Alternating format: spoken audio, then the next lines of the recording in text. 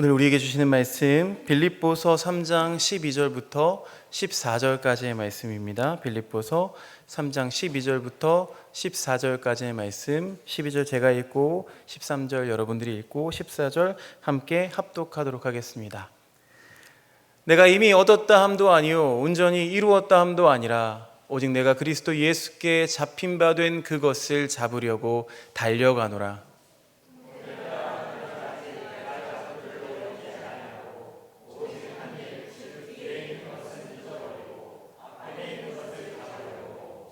표대를 향하여 그리스도 예수 안에서 하나님이 위에서 부르신 부름의 상을 위하여 달려가노라. 아멘.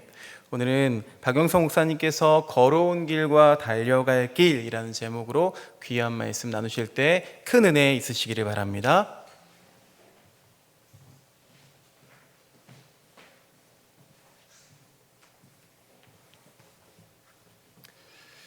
잠시 기도하겠습니다.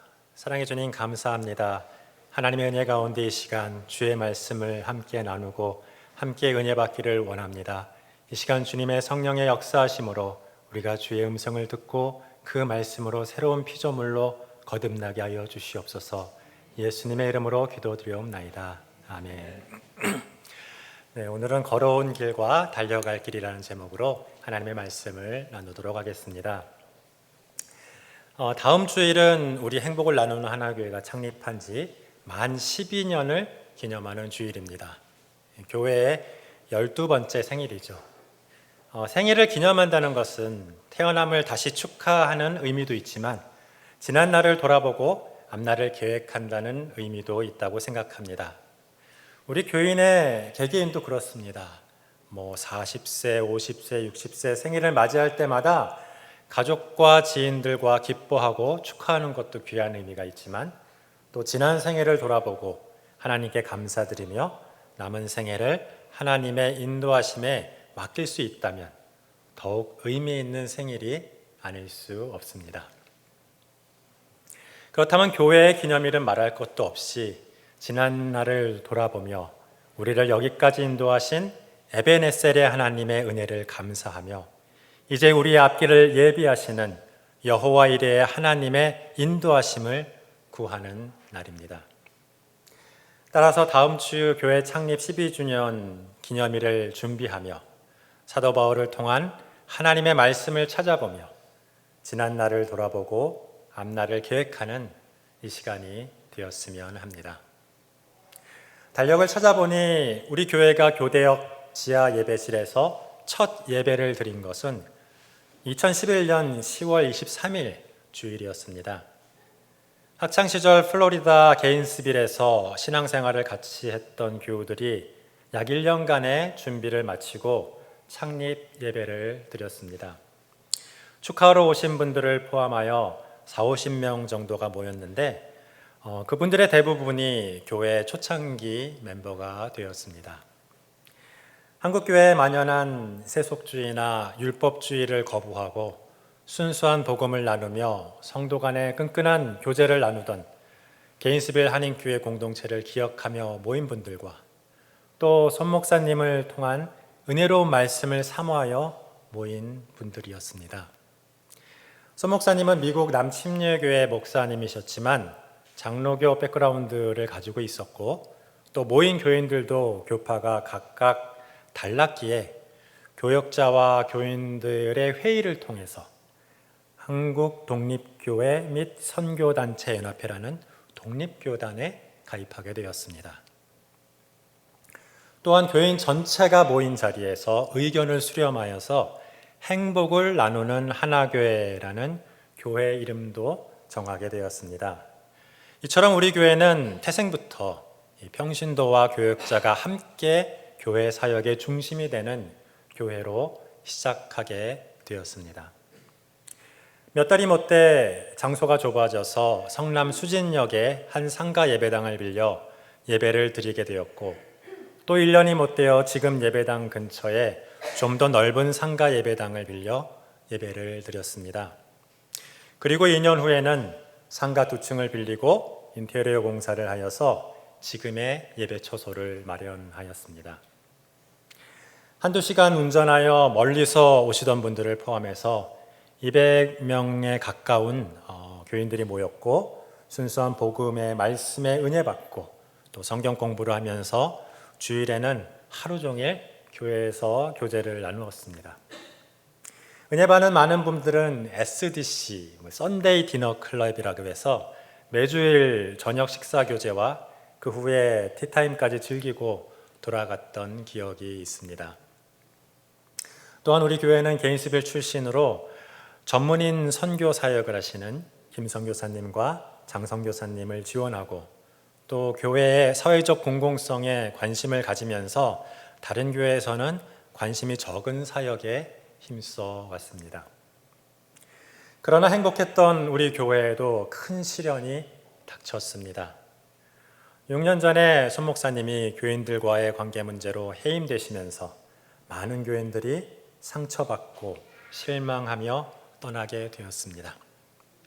그 과정에서도 교회를 사랑하여 조용히 떠나거나 묵묵히 기도하시는 분들 덕분에 3분의 1의 교인들이 떠났음에도 하나님의 은혜로 다시 시작할 수 있었습니다.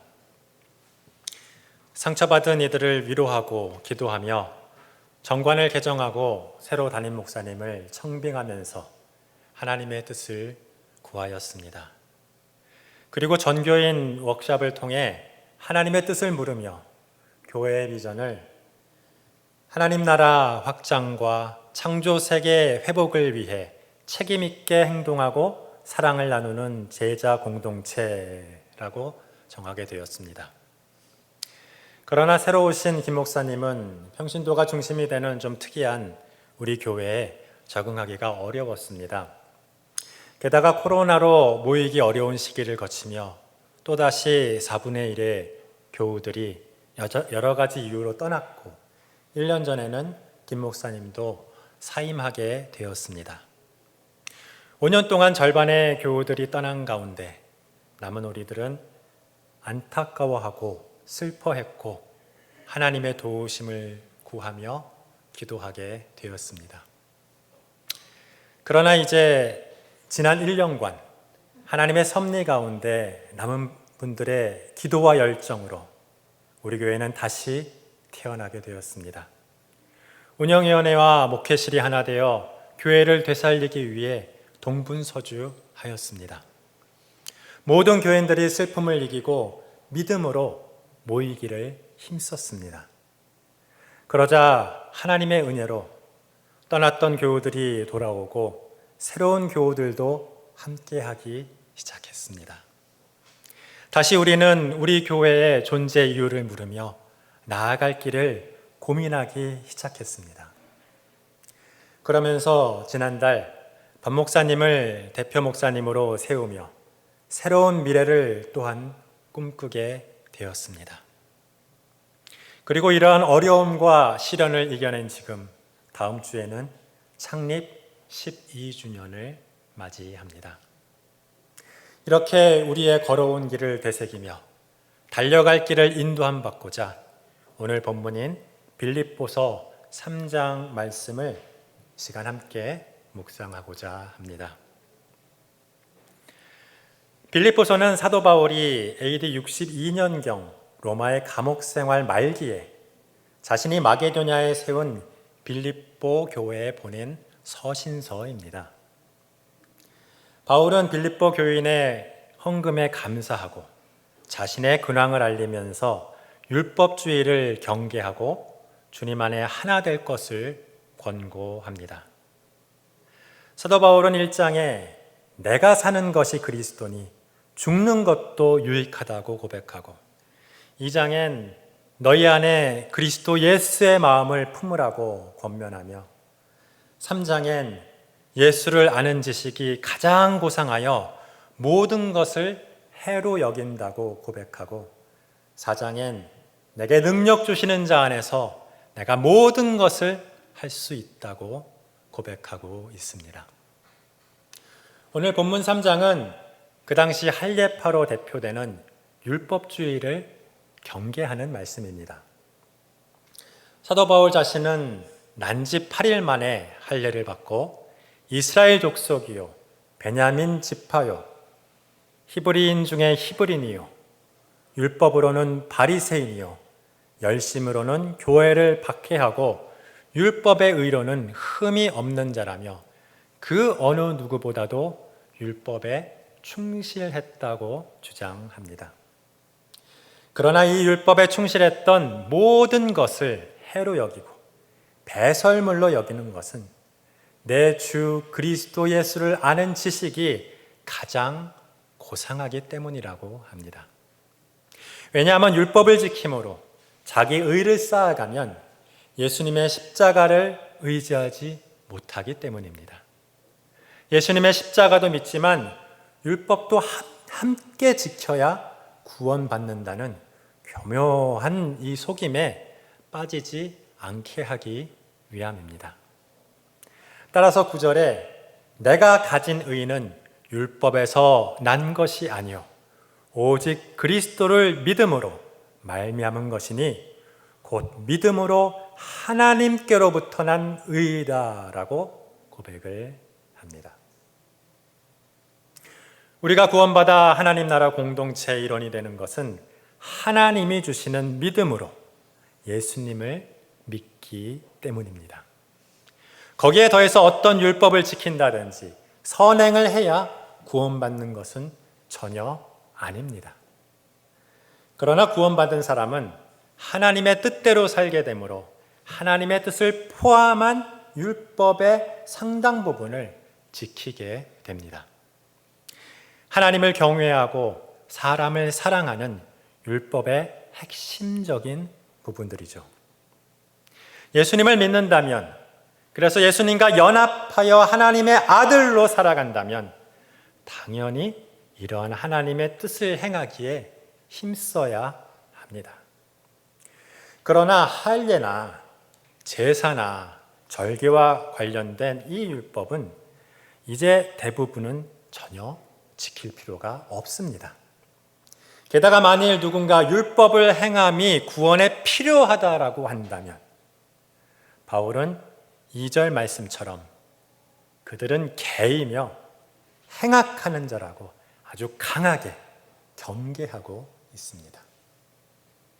그리고 10절에 바울은 내가 그리스도와 그 부활의 권능과 그 고난에 참여함을 알고자 하여 그의 죽으심을 본받는다라고 합니다. 율법을 지킴보다 그리스도를 본받는 것을 강조합니다. 우리를 사랑함으로 우리 대신 죽어 우리 죄를 용서하신 예수님의 사랑의 행위를 본받는다는 것입니다. 부활의 영광을 믿으며 주어진 고난을 감당하고 심지어 남겨진 고난을 선택하기까지 하는 것입니다. 이는 우리의 세속적인 옛삶을 버리고 주님 안에 거룩한 삶을 사는 것으로 시작합니다. 부활의 영광을 누리려면 십자가의 고난이 없이는 불가능하기에 바울은 그 고난을 받아들이고 선택하는 삶을 살아왔습니다. 다시 한번 바울의 고난을 생각해 봅니다. 고린도 후서 11장 23절 이하에 바울은 복음을 전하기 위해 자신이 참여한 고난과 시련에 대해 이렇게 표현합니다. 내가 수고를 넘치도록 하고 옥에 갇히기도 더 많이 하고 매도 수 없이 맞고 여러 번 죽을 뻔하였으니 유대인에게서 40에 하나 감한매를 5번 맞았으며 3번 태장으로 맞고 1번 돌로 맞고 3번 파선하고 일주야를 깊은 바다에서 지냈으며 여러 번 여행하면서 강의 위험과 강도의 위험과 동족의 위험과 이방인의 위험과 신의 위험과 광야의 위험과 바다의 위험과 거짓 형제 중에 위험을 당하고 또 수고하며 애쓰고 여러 번 자지 못하고 줄이며 목마르고 여러 번 굶고 춥고 헐벗었노라.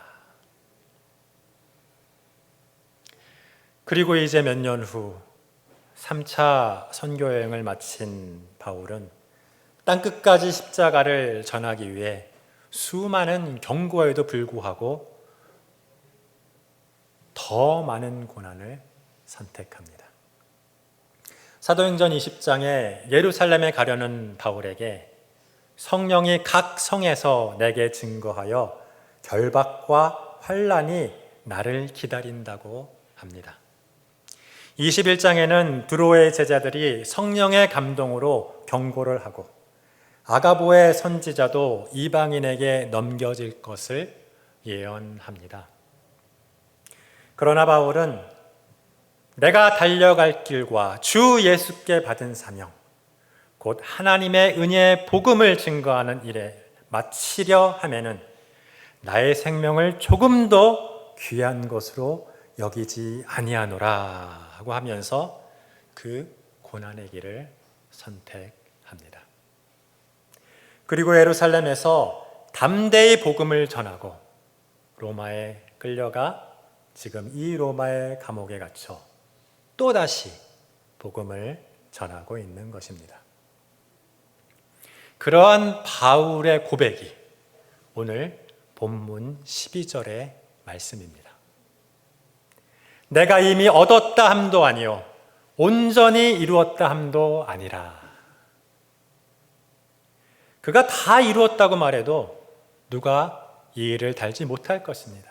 그만큼 치열한 인생을 살아왔습니다. 주어진 고난에 더하여 십자가의 복음을 전하기 위한 그의 선택은 더 많은 고난을 초래했지만 더 영광스러운 부활을 약속받고 있습니다. 그는 로마서 8장 18절의 말씀을 평생 믿고 살았습니다. 생각하건대 현재의 고난은 장차 우리에게 나타낼 영광과 비교할 수 없도다. 아멘. 우리는 우리의 삶이 예수님과 같아지기를 바라지만 크게 노력하지 못합니다. 예수님은 하나님이시니까 그렇지 내가 어떻게 해? 그러면 사도 바울은 어떻습니까? 그는 우리와 같은 보통 사람이었습니다. 오히려 그의 육체는 질병으로 활동의 제한을 받는 부자유한 몸이었습니다. 바울 선배님을 생각하면 우리는 핑계할 수 없습니다. 그러나 이렇게 치열하게 살아온 사도 바울도 이미 얻은 것도 아니요 온전히 이룬 것도 아니라고 합니다. 이는 자신의 구원도 아직 완성된 것이 아니라 그리스도의 장성한 분량에까지 자라가는 성화의 과정 가운데 있음을 말하고 있는 것입니다. 13절에는 나는 아직 내가 잡은 줄로 여기지 아니하고 오직 한 일, 즉 뒤에 있는 것은 잊어버리고 앞에 있는 것을 잡겠다고 합니다. 바울은 다메삭 도상에서 예수님을 만나고 회심하여 평생을 예수님과 십자가를 전하기 위해 살아왔습니다. 예수님을 만났고 이방인의 사도라 불렸지만 많은 이들에게 사도라고 인정받지 못해 항상 자신을 변호하며 사역했습니다. 3번에 걸친 선교 여행을 통해 아시아와 유럽에 수많은 교회를 세우고 제자들을 키웠지만 어떤 기득권도 취하지 않고 텐트를 만들며 자신의 금전적 필요를 채웠습니다. 그리고 이제 로마의 감옥에 갇혀 빌립보 교회에 보내는 서신을 작성하는 지금도 자신은 아직 이룬 것이 없다고, 부족하다고 겸손히 이야기합니다. 그리고 사도 바울은 오직 그리스도 예수께 잡힌 바 된 그것을 잡으려고 달려간다고 합니다. 여기서 달려간다라고 번역한 디오코는 이 사냥감을 쫓아 경주하듯 달려간다는 말입니다. 그리스도 안에 안주하는 것이 아니라 구원의 완성을 위해 예수님을 닮아가기 위해 경주하듯 달려간다는 것입니다. 또한 표대를 향하여 그리스도 예수 안에서 하나님이 위에서 부르신 부름의 상을 위하여 달려간다고 합니다. 여기서 표대는 우리가 추구해야 할 신앙의 목표를 말합니다. 우리의 신앙의 목표는 그리스도를 닮아가는 것입니다. 예수님을 닮아가기 위하여 노력하고 경주하듯 달려갈 때 하나님은 우리에게 부름의 상을 주십니다. 그 상이 바로 구원의 완성입니다. 구원의 마지막 단계인 영화라고 볼 수 있겠습니다. 하나님은 우리를 하나님의 자녀로 부르시고 믿음을 주시고 성화의 과정을 통해 구원을 이루어가게 하시며 결국에는 이처럼 구원을 완성하실 것입니다. 이를 위해 사도 바울은 치열한 인생을 살았고 17절에는 우리도 자신을 본받아 그렇게 살라고 권면하고 도전하고 있는 것입니다. 이는 행위를 강조하는 율법주의에 반발하여 하나님의 은혜로 자신은 구원을 받아서 이미 완전하다고 착각하는 이 구원파 같은 완전주의자들을 경계하는 말씀입니다. 하나님이 다 이루실 것이라고 믿고 의지하는 것은 좋습니다만 게으름은 하나님의 뜻이 아닙니다. 나의 의로움이나 나의 노력이 아닌 하나님의 섭리와 은혜를 인정하고 강조하는 것은 좋습니다만 아무것도 안 한다면 성화는 이루어지기 어렵습니다. 구원의 과정 가운데 중생과 믿음과 칭의와 영화는 하나님의 몫이지만 영적으로 인격적으로 성숙해가는 이 성화는 상당 부분이 성도의 몫입니다. 성화를 위해 내게 주어진 삶의 무게를 견디고 그리스도의 남은 고난에 동참하기를 선택하며 사냥감을 찾아 달려가듯이 상을 얻기 위해 경주하듯이 인생을 살아가는 것이 필요하다고 오늘 사도 바울은 주장하고 있습니다. 야고보서 2장 17절에도 그렇지 못한 행함이 없는 믿음은 그 자체가 죽은 것이라고 말하고 있습니다. 죽은 믿음이란 구원에 이르지 못하는 믿음을 말합니다. 이처럼 사도 바울은 오늘 본문 말씀을 통하여 자신이 걸어온 길을 돌아보며 앞으로 달려갈 길을 바라봅니다. 율법에 흠이 없는 자신이지만 예수님의 십자가를 알고 나서 모든 율법을 배설물과 같이 버렸다고 합니다. 복음을 전하기 위해 고난을 받으며 수많은 교회를 세우고 수많은 제자를 키운 그였지만 그가 걸어온 길은 아직 온전히 이루지 못한 부족한 것이라고 고백합니다. 그리고 인생의 막바지에 이른 지금 한 일은 잊어버리고 할 일을 위해 표대를 향하여 달려가겠다고 합니다. 그러면서 율법에 자유하다고 해서 게으르지 말고 자신을 본받아 부름의 상을 위하여 경주하듯 달려가라고 권면하고 있습니다. 저는 우리 교회가 이 땅의 수많은 교회의 숫자를 더하는 그런 교회는 아니라고 믿습니다.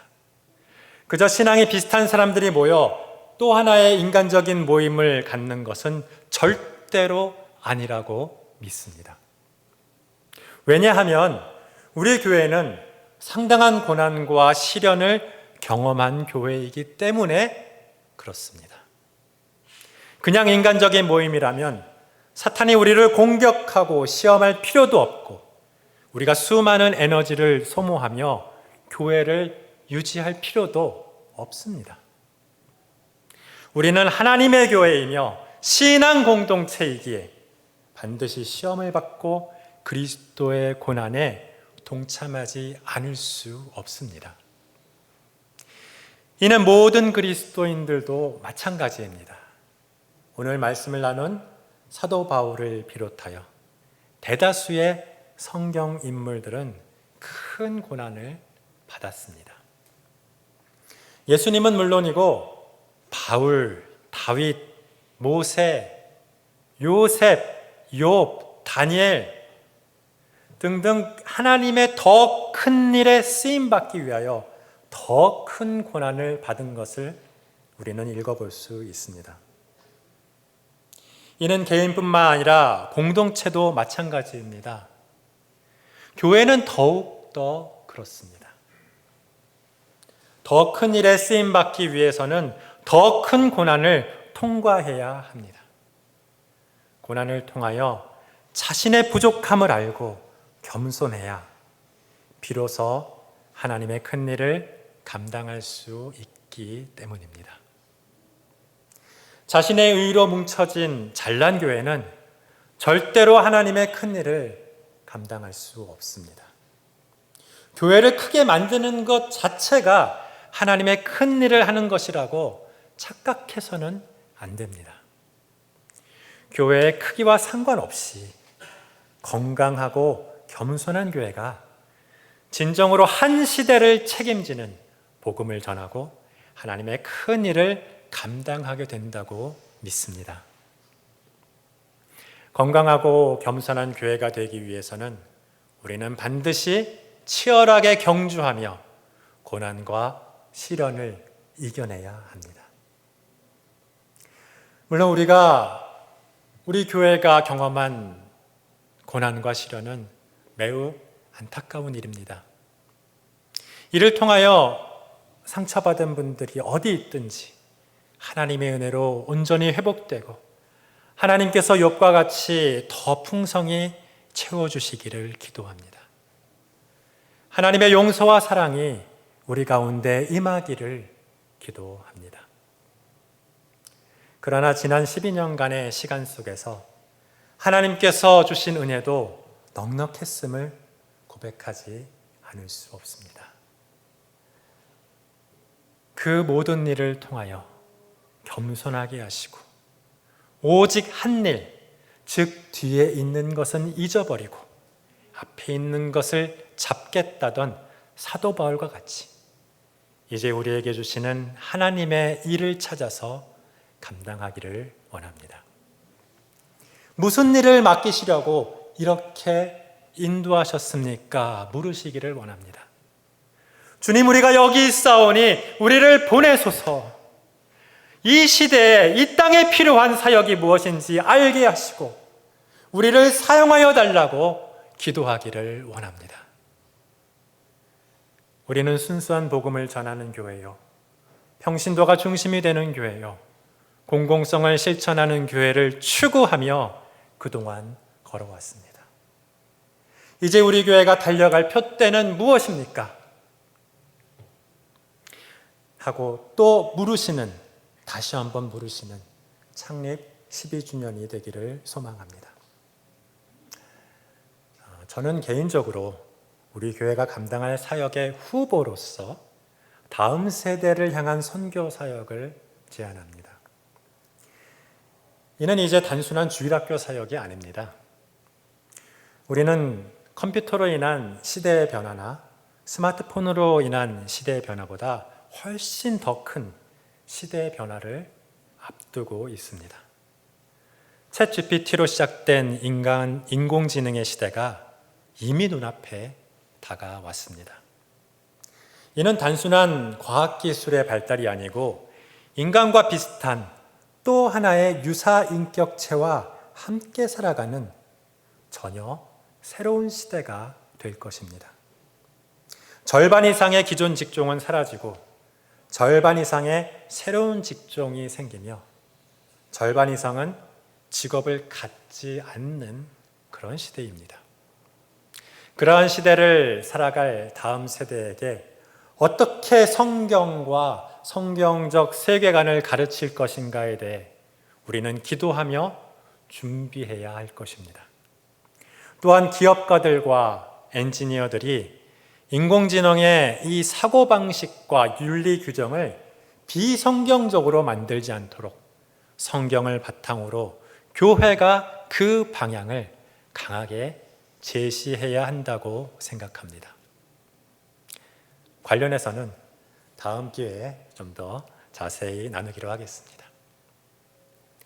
이처럼 우리 교회가 달려갈 길에 대하여, 우리 교회가 감당할 하나님의 사역에 대하여 기도하면서 의견을 나누는 창립 12주년이 되기를 기도합니다. 아울러 교회 사역과 더불어 내가 할 수 있는 일에 대하여 기도하며 계획을 세워보는 것도 좋겠습니다. 내가 걸어온 길을 생각하며 나의 달려갈 길을 생각해 보면 좋겠습니다. 그러면서 나의 달려갈 길과 우리 교회의 달려갈 길을 어떻게 맞추어 갈 것인가 함께 이야기를 나누어 보면 좋을 것 같습니다. 창립 12주년을 맞이하는 우리의 생각과 우리의 이 나눔 가운데 성령님의 놀라운 역사가 있기를 예수님의 이름으로 축원합니다. 함께 기도하겠습니다. 사랑의 하나님 아버지, 감사합니다. 우리에게 믿음 주시고 하나님의 자녀로 믿음의 공동체 가운데로 부르심을 감사드립니다. 창립 12주년을 앞두고 우리 교회의 지난 날을 돌아봅니다. 행복한 날도 있었지만 고난과 시련의 날도 있었습니다. 모든 상처받은 영혼을 치유하시고 회복하시며 하나님의 은혜와 사랑으로 충만하게 채워 주시옵소서. 그리스도인과 믿음의 공동체는 고난과 시련을 통하여 더 큰 일을 준비하게 된다고 믿습니다. 우리 교회를 이 땅에 부르신 주님, 우리가 여기 있사오니 우리를 써 주시옵소서. 우리 교회가 이 시대와 이 땅에 하나님의 나라를 선포하며 하나님의 뜻을 이루어가게 하여 주시옵소서. 이 일에 부름받은 우리가 사도 바울과 같이 치열하게 경주하듯 달려갈 수 있기를 소망하오며 예수님의 이름으로 기도드리옵나이다. 아멘.